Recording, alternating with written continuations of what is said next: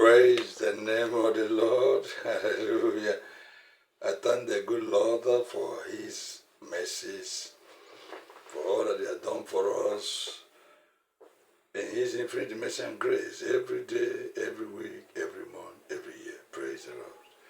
From January to December, I want to thank the Lord for his kindness, his merciful and gracious, slow to anger, and a great kindness, his compassion, his long-suffering God. Praise the Lord. I thank you, dear my good friends, my lovers, my friends, my partners. I welcome you today in the analysis. The Lord bless you. You see, the book of Romans, chapter 7, I'll read verse 2.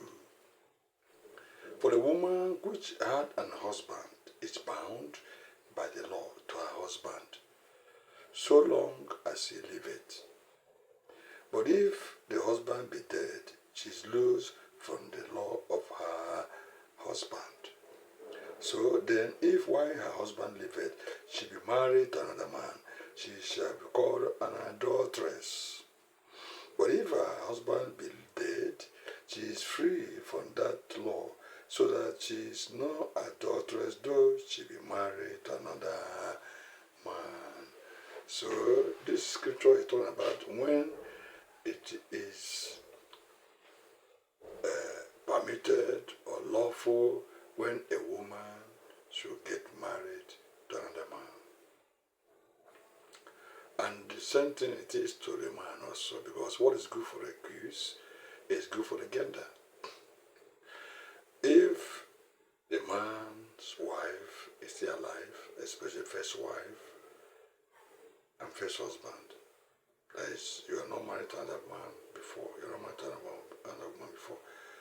This man you are living with, this woman you are living with is your first husband, you married, the first wife you married, you remain so, keep it so.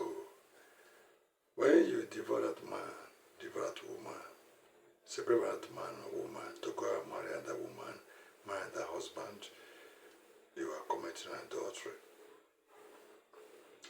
Adultery has ruined so many marriages, has ruined so many immorality. In fact, so many people they don't hide it again. There are some, I don't know what they call them. Are they Jezebelic human beings? People who are in the mode with Jezebel and spirit Jezebel are not even advocating that a man can have fun with multiple women. That is, to them, it look lawful, my friend. It's not lawful. You are not the judge or the word, or do not the word. Marriage is not your institution. Marriage is not done by government legislation. Marriage is not man or woman or government that put marriage in place. Marriage is God's work and God's standard. God has put marriage in place.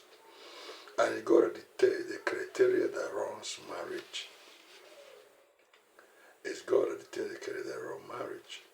Look at it, it says, for the woman which had a husband is bound by the law to her husband so long as he liveth. But if the husband be dead, she is loose from the law of her husband. Romans chapter 7 verse 2. Now, Romans chapter 7 verse 17. Now when it is no more I that do it, but sin that dwelleth in me. Verse 16. If then I do that which I will not, I consider unto the Lord that it is good. 17 again. Now then it is no more I that do it, but sin that dwelleth in me. It is sin that is ruling your life. When you try to live, jump from one man to another man, jump from one woman to another woman, it is sin that reigns in your heart.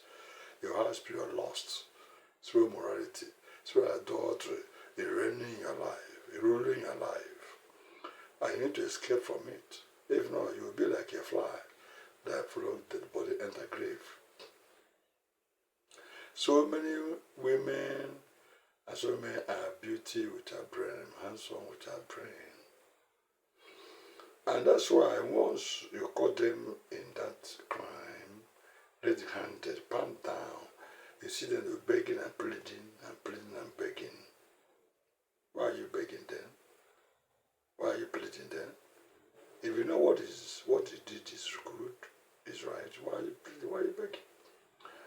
Some people say that men are given to multiple women. Who told you? You want to follow the system or the pattern of Solomon and David. Bible says, at the time of Abraham, God winked at these things, but now commanded all men to repent.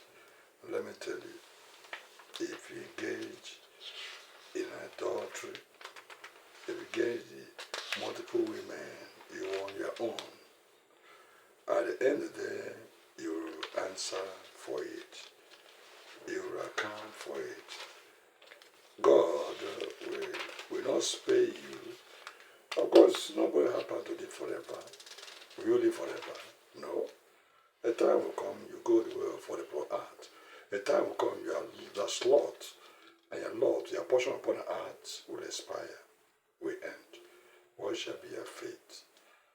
What will be your reward hereafter? It will be very disastrous. I mean, their ways now. Maintain your marriage. Marriage God's work.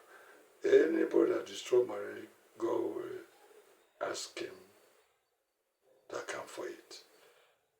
You see, better you don't marry at all, remain unmarried. Then after you finish marrying a woman, marry a man, you come now, you are turning things upside down, as if it doesn't matter. It matters a lot. Praise the Lord. Finally, I read again the book of Hebrews chapter 13, verse 4. Marriage is honorable in all, and the bed undefiled, but whoremongers and adulterers God will judge. You see, God will judge whoremongers and adulterers.